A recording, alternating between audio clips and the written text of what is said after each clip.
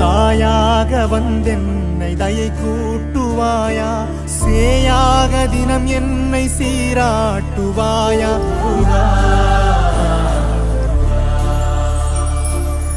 உலகெங்கிலும் வாழும் மிதுனராசி நேயர்களுக்கு உங்கள் செல்வ கார்த்திக்கு நண்பர் இழந்த வணக்கங்கள். அற்புதமான 2025 தொடங்கி கிட்டத்தட்ட ஒரு 3 மாதங்கள் முடிஞ்சிருச்சு. இப்போ 4வது மாதம் அடியெடுத்து வைக்க போகிறோம். இந்த ஏப்ரல் மாதம்.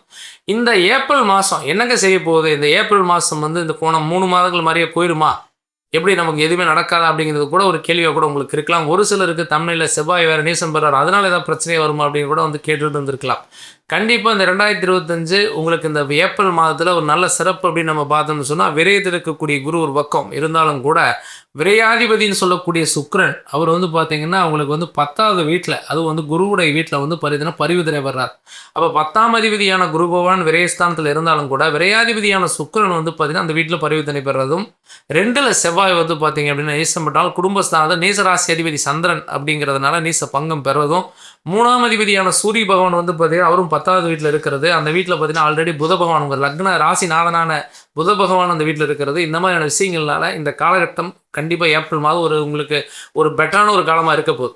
அப்போ இந்த காலம் எப்படி இருக்குது, என்னெல்லாம் பண்ணலாங்கிறத தெரிஞ்சுக்கிறதுக்கு வீடியோ ஸ்கிப் பண்ணாமல் பாருங்கள். அப்போ தான் தெளிவாக உங்களுக்கு புரியும். பொதுவாகவே பார்த்தீங்கன்னா எல்லா விதத்துலையுமே இழப்புகள் அதிகம்.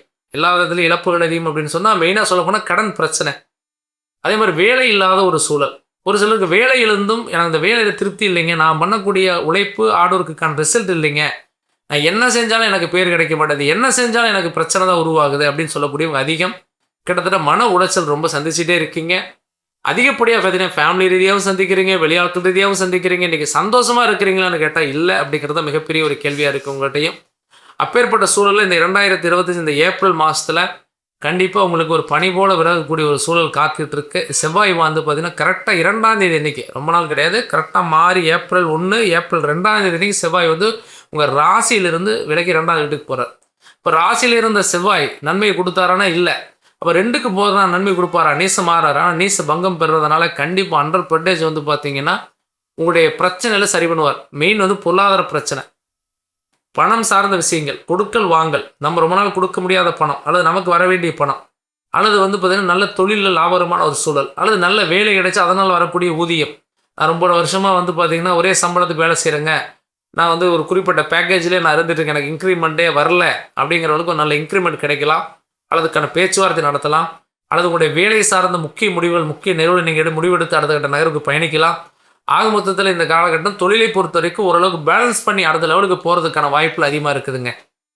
அதே மாதிரி பார்த்தீங்கன்னா இந்த காலகட்டம் குடும்ப அளவில் பார்த்தீங்க அப்படின்னு சொன்னால் குடும்பத்துக்குள்ளே அடிக்கடி பார்த்தீங்கன்னா இன்றைக்கி சண்டை சச்சரவு பிரச்சனை வம்பு வழக்கு மெயினாக பார்த்தீங்கன்னா வீட்டில் நிம்மதியான சூழல்கள் பிள்ளைகள்னாலேயோ அல்லது உங்களாலேயோ பார்த்தீங்கன்னா இருக்க முடியாத கேட்டால் இல்லை அப்படிங்கிறது மிகப்பெரிய உண்மை. ஏன்னா கடந்த நாட்கள் அப்படின்னு நம்ம பார்க்கும்போது 9 பாகிஸ்தானத்தில் சனி இருந்த முன்னாடியும் கூட இப்போ 10க்கு மார்ச் 23 மாறினதுக்கு பிறகும் கூட கிட்டத்தட்ட நீங்கள் இந்த வீடியோ பார்க்குற டைமில் மாறி இருக்கலாம். பட் இருந்தால் என்னென்னா ஒரு சப்போர்ட் ஆதரவுங்கிறது பெருசாக யார் வழியுமே இல்லை. நண்பராக இருக்கலாம், உறவினராக இருக்கலாம், அல்லது பார்த்தீங்கன்னா சொந்த பந்தமாக இருக்கலாம். இன்றைக்கி விழுந்தால் நீங்கள் தான், எதிர்த்தால் நீங்கள் தான், தானே கையூனி கர்ணம் பாஞ்சு இன்றைக்கி பல தரப்பட்ட போராட்டங்களை சந்திச்சுட்டு இருக்கிறீங்க. எல்லா வழியுமே ஏமாற்றத்தையும் பிரச்சனையும் கழகத்தையும் மட்டுமே சந்திக்கிறீங்க சொந்த பந்தத்தினால். அப்பேற்பட்ட சூழல் பார்த்தீங்கன்னா உங்களுக்கு ஒரு அளவுக்கு நம்பிக்கையை கொடுத்துட்டே இருக்குது. நம்ம ஏதோ ஒரு வேலை வாழ்ந்து காட்டிடுவோம், நம்ம ஏதோ ஒரு வழியில் நம்ம கண்டிப்பாக நம்ம சமுதாயத்தில் நம்ம வளர்ச்சி அடைவோம் அப்படிங்கிற அந்த நம்பிக்கையோட பயணிக்கிறீங்க பார்த்தீங்களா, அதுக்கான ஒரு தூண்டுதலும் இந்த மாதங்களும் நடக்கலாம். அப்படிங்கிறதுனால இதை எப்படி நீங்கள் பயன்படுத்த போகிறீங்கிறத பயன்படுத்துறதுக்கு முயற்சிகளும் தெளிவான முடிவுகளையும் மட்டும் எடுங்க. அவசரப்பட்டு கடன் வாங்குறது, கடனுக்கு மேலும் மேலும் கடன்களை அதிகப்படுத்துறதோ எல்லாம் வேண்டாம். ஆடம்பரங்கள் வேண்டாம் அப்படிங்கிறத மிகப்பெரிய உண்மை. ஆடம்பரத்தை யோசிக்க வேண்டாம். நார்மலான முறையில் இந்த நேரம் நகரங்க கண்டிப்பாக உங்களுக்கு ரொம்ப நல்லா இருக்கும். அதே மாதிரி இந்த காலகட்டத்தில் சுபகாரியங்கள், திருமணத்துக்குரிய பேச்சுவார்த்தை கைகூடி வரதுக்கு வாய்ப்பு இருக்குது. குழந்தை பேருக்கு முயற்சி பண்ணுறவங்களுக்கு குழந்தை பேர் கிடைக்கிறதுக்கு வாய்ப்புகள் இருக்குது. கல்வி சார்ந்த விஷயங்கள் கண்டிப்பாக நல்ல முறையில் நல்ல திருப்தியான முறையில் இருக்க போகுது பசங்களுக்கு எல்லாமே. அதே மாதிரி வெளிநாடு வாழ் மக்களுக்கும் வெளிநாட்டில் இருக்கிறவங்களுக்கும் நல்ல சூழல் 100% கிடைக்கும்.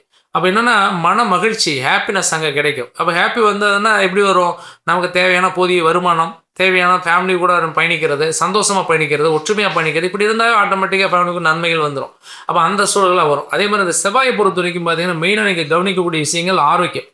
அந்த ஆரோக்கியத்தை பொறுத்த வரைக்கும் நரம்பு சம்மந்தப்பட்ட பிரச்சனைகள், உடல் பாதைகளில் பார்த்தீங்கன்னா ரத்த சம்மந்தப்பட்ட பாதிப்புகள், அது சர்ஜரி பண்ணக்கூடிய ஒரு சூழல் இருக்கிறவங்களுக்கு அது கண்டிப்பாக பண்ணியானுங்கிற ஒரு நிலை இதெல்லாம் கூட உருவாகலாம். அப்படிங்கிறதுனால அதெல்லாம் நீங்கள் கொஞ்சம் கருத்தில் கொண்டு கொஞ்சம் கவனமாக பார்த்துங்க. மற்றபடி பெரிய அளவுக்கு பயப்பட வேண்டாம். நிதானத்தோடு செயல்பட்டால் இந்த 2025 இந்த ஏப்ரல் பெரிய பாதிப்புல கொடுக்காது. கண்டிப்பாக ஒரு வழியை தான் உருவாக்க போது. தைரியமாக இருக்கு. பொதுவாக வந்து பார்த்தீங்க அப்படின்னு சொன்னால், நம்ம வந்து ஜாதகத்தை வந்து நம்ம அதிகமாக நம்ம பார்க்குறோமா அப்படின்னு கேட்டோம்னு சொன்னால், அதிகமாக வந்து நம்ம ஜாதகம் பார்க்குறது நிறைய பேர் இருக்கிறாங்க. கிராமப்புறங்களில் பார்த்தீங்கன்னா, ஏதாவது காரணத்துக்கு கூட ஜாதகம் பார்த்துருவாங்க. ஒரு வீடு கட்டணும், இடம் வாங்கணும்னு இல்லாமல் சில காரணங்கள் எல்லாமே பார்த்துட்டு இருப்பாங்க. பொதுவாக வந்து வருஷத்துக்கு ஒரு முறை வந்து கண்டிப்பாக உங்கள் சுய ஜாதக டீட்டில் நீங்கள் செக் பண்ணிக்கணும். இப்போ நான் வந்து ஒரு கோச்சார ரீதியாக ஒரு பலன் சொல்கிறோம். இப்போ இந்த மாதங்களுடைய கிரகங்களை வச்சு நம்ம ஒரு பலன் சொல்கிறோம் அப்படின்னு சொன்னால், அது கூட நீங்கள் உங்களுடைய சுய ஜாதகத்தில் அந்த கிரகங்களுடைய வீக்னஸ் என்ன இருக்குது, அது யோகமாக இருக்கா, பாவமாக இருக்கா, அல்லது யோகத்துடைய கனெக்டில் இருக்கா, என்ன நீங்கள் பிறந்திருக்கக்கூடிய நேர டைம் பீரியடில் உங்களுடைய கோச்சார கிரகங்களை வச்சு ஜாதகம் எழுதுகிறோம். அந்த அடிப்படையில் அந்த கிரகங்களுடைய செயல்பாடு எப்படி இருக்குது, பிறந்திருக்கிற திசை என்ன, இப்போ நடக்கக்கூடிய திசை என்ன, என்ன புத்தி, என்ன அந்தரம் போயிட்டுருக்கு, இதனுடைய யூசேஜ் நமக்கு எந்த அளவுக்கு வாழ்க்கையில் மாற்றத்தை கொடுக்கும். ஏன்னா நிறைய பேருடைய லைஃப்பில் பார்த்தீங்கன்னா இன்றைக்குமே வந்து போராட்டத்தை மட்டுமே சந்திச்சுட்டு இருக்கிறாங்க.